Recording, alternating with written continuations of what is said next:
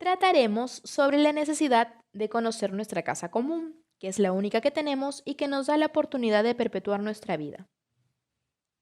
Ecosistema. Sistema natural constituido por una comunidad de organismos vivos, biocenosis, y el medio físico donde se relacionan, biotopo, que les ofrece las condiciones ambientales necesarias para su supervivencia.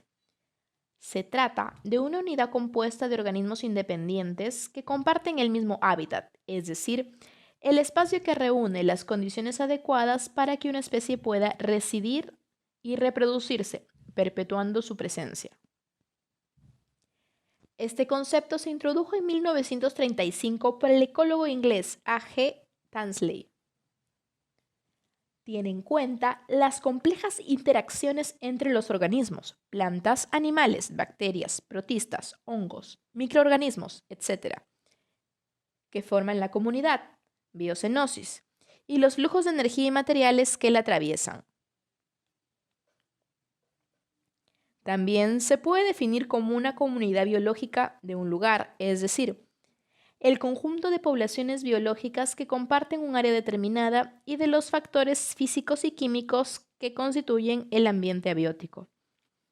Los economistas suelen formar una serie de cadenas que muestran la interdependencia de los organismos dentro del sistema, los cuales interactúan entre ellos y con su ambiente abiótico por depredación, parasitismo, competencia, simbiosis.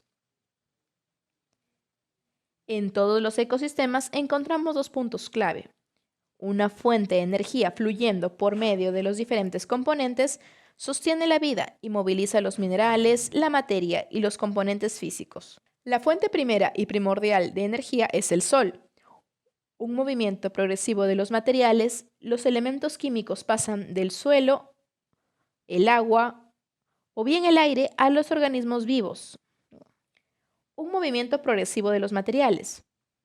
Los elementos químicos pasan del suelo, el agua o bien el aire a los organismos y de unos seres vivos a otros, hasta el momento en que vuelven al suelo, al agua o al aire, cerrándose el ciclo. La materia se recicla en un circuito cerrado y la energía pasa o fluye, generando organización en el sistema.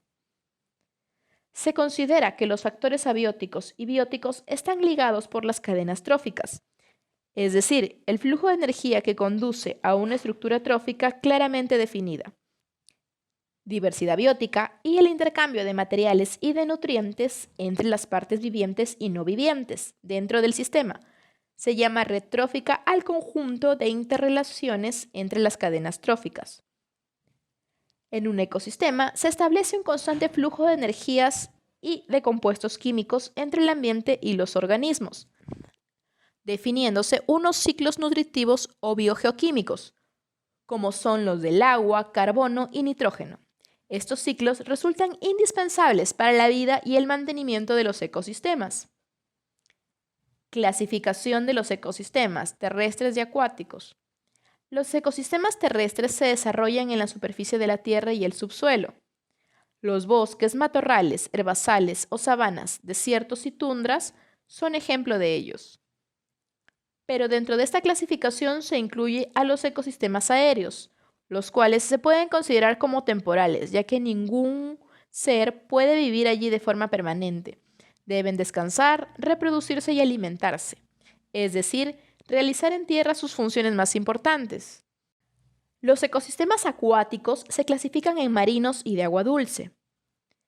En los ecosistemas marinos se denomina la zona fótica a aquella en la que penetra la luz del sol y tiene la suficiente cantidad como para que los organismos puedan realizar el proceso de la fotosíntesis, es decir, se pueda desarrollar la vida. Se llama profundidad eufótica o nivel eufótico cuando la intensidad de la luz queda reducido a un 1% de la que había penetrado la superficie, límite por debajo del cual no queda suficiente luz para la fotosíntesis. En ella podemos encontrar todos aquellos organismos que necesitan luz para obtener energía, junto con los seres que dependen de estos organismos para su sustento. Esto incluye plantas, bacterias, algas y muchos animales que habitan el mar. La luz del sol que penetra en los océanos es indispensable para la vida en el planeta, ya que permite que ocurran fenómenos biológicos dentro del mar, como marcar los ciclos de reproducción de los peces y la fotosíntesis, que contribuye a la elaboración de la sustancia orgánica que es el alimento de todos los vegetales y animales.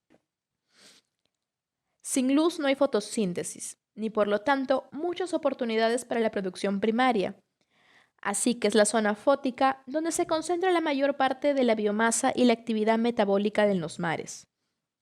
Algunos habitantes de esta área han desarrollado adaptaciones creativas como pigmentos que les ayudan a utilizar la luz solar de manera más eficiente, para que puedan sobrevivir en niveles de luz más bajos.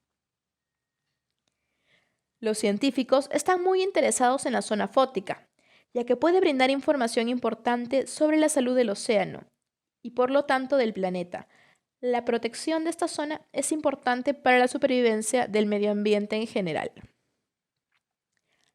Algo de luz puede registrarse hasta 700 o más metros de profundidad, pero el límite de la zona eufótica, con luz suficiente para que haya algo de fotosíntesis, puede situarse a solo unos decímetros en aguas muy turbias de ríos o pantanos, y acercarse a los 200 metros, que es el valor típico en las regiones tropicales de los océanos de aguas muy transparentes.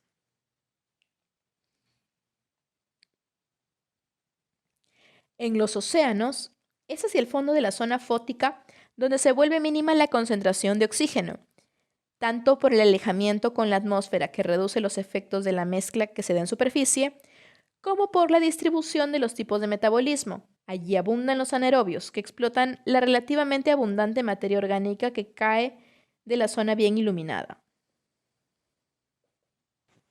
Las principales características de la zona fótica marina son: los microorganismos que habitan en esta área representan un importante porcentaje del consumo mundial de dióxido de carbono, respirando oxígeno como un producto de desecho y ayudando de esta manera a mantener estable la composición de los gases en la atmósfera de la Tierra. A esta zona llega la cantidad suficiente de luz solar que penetre el agua para que pueda ser realizada la fotosíntesis. Aquí se encuentra más del 90% de toda la vida marina que habita en el mar. En esta zona se encuentra el plancton, muy importante para la cadena alimenticia de los océanos. La luz del sol no penetra tan cerca en los polos, por lo que en estas áreas la zona eufótica puede tener menos de 20 metros de profundidad. Las aguas turbias y fangosas pueden tener una zona eufótica de solo unos pocos centímetros de profundidad. La mayoría de los nutrientes del océano se producen en la zona iluminada por el sol y proveen de alimento a las criaturas que viven más allá de la zona. Aquellos que habitan en las zonas fóticas y afóticas pueden continuar viviendo al alimentarse de cualquier material que fluya hacia sus regiones. Los océanos del mundo, su temperatura, composición química, corrientes y vida son el motor de los sistemas globales que hacen que la Tierra sea un lugar habitable para los seres vivos. La forma en que gestionamos este recurso vital es fundamental para la humanidad y para contrarrestar los efectos del cambio climático. Se ha registrado un 26% de aumento en la acidificación de los mares desde el inicio de la revolución industrial. La contaminación marina, que proviene en su mayor parte de fuentes terrestres, ha llegado a niveles alarmantes. Por cada kilómetro cuadrado hay un océano de promedio de 13.000 trozos de desechos plásticos. Biotopo. Es el espacio vital constituido por todas las condiciones físico-químicas del suelo, agua y atmósferas necesarias para la vida de una biocenosis. Todo ser vivo tiene un espacio óptimo para su existencia. Algunas especies se adaptan a varios tipos de biotopo. La luz, la temperatura, la salinidad influyen en la distribución y abundancia de las especies. Todas las especies están ecológicamente integradas unas con otras, así como los componentes abióticos de su biotopo. La zona de tolerancia es el intervalo de valores para un determinado factor ambiental donde una especie puede sobrevivir. Los biotopos no deben estar aislados. Es necesario que existan conexiones con los lugares circundantes que permitan el desplazamiento de los organismos. El suelo es un sistema abierto, complejo, autoorganizativo, con una estructura definida y polifuncional y se comporta como un filtro a través del cual se producen y se regulan los flujos de materia y energía. El conjunto de sus propiedades físicas, químicas y biológicas lo hacen un sistema clave, especialmente importante en los ciclos biogeoquímicos superficiales, en los que actúa como un reactor complejo, capaz de realizar funciones de filtración, descomposición, neutralización, inactivación, almacenamiento, etc. Actúa como barrera protectora de otros medios más sensibles, como los hidrológicos y los biológicos. La mayoría de los suelos presentan una elevada capacidad de depuración. Un suelo contaminado es aquel que ha superado su capacidad de amortiguación para una o varias sustancias y como consecuencia pasa de actuar como un sistema protector a ser una causa de problemas para el agua, atmósferas y los organismos.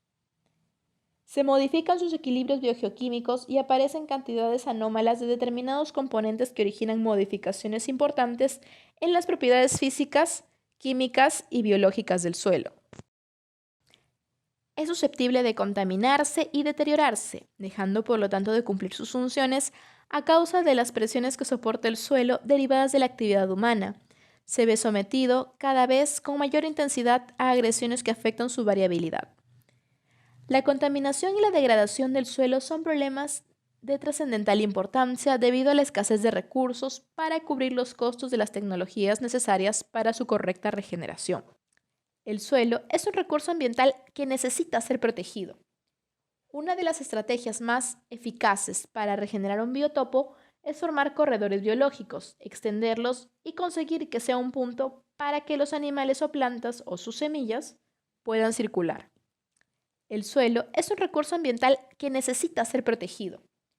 Una de las estrategias más eficaces para regenerar un biotopo es formar corredores biológicos, extenderlos y conseguir que sea un punto para que los animales o plantas o sus semillas puedan circular. En este medio, el centro de red de biotopos es un terreno grande de bosque, un parque natural, etc.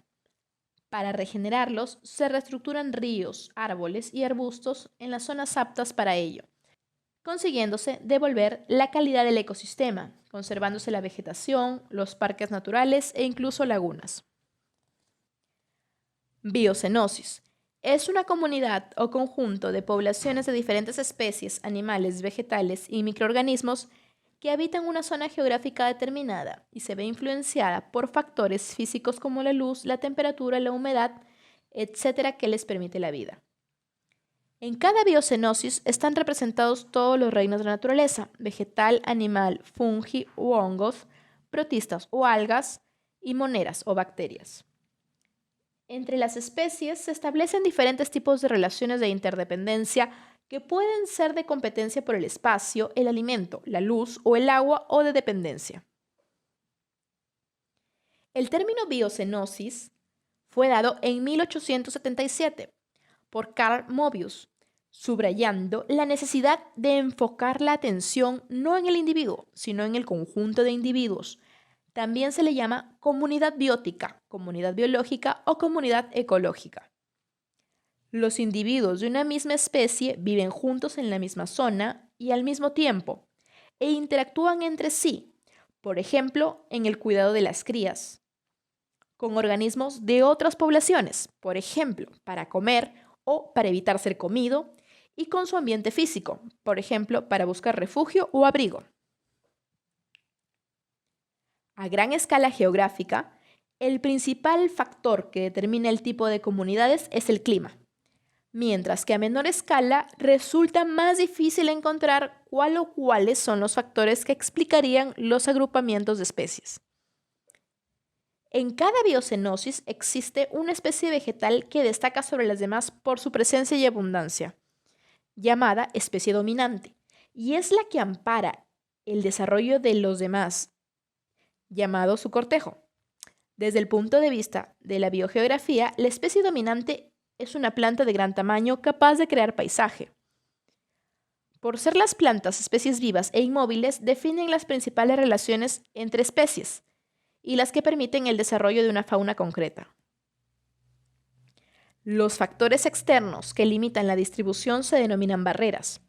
Y existen tres tipos: barreras físicas, como la tierra para los animales acuáticos y el agua para la mayor parte de los animales terrestres, o la variación de las características del suelo y del agua. Barreras climáticas, como la temperatura, media, estacional o extrema, la humedad, relativa, media, anual o mensual. Barreras biológicas, como la ausencia del alimento apropiado o la presencia de competidores eficaces, enemigos, enfermedades, etc. Estas barreras de transición entre dos o más comunidades diversas se denominan ecotonos. Importancia de los ecosistemas. Los ecosistemas son el soporte vital de la Tierra, dependemos de ellos. Es el aire que respiramos, la comida que comemos y el agua que bebemos.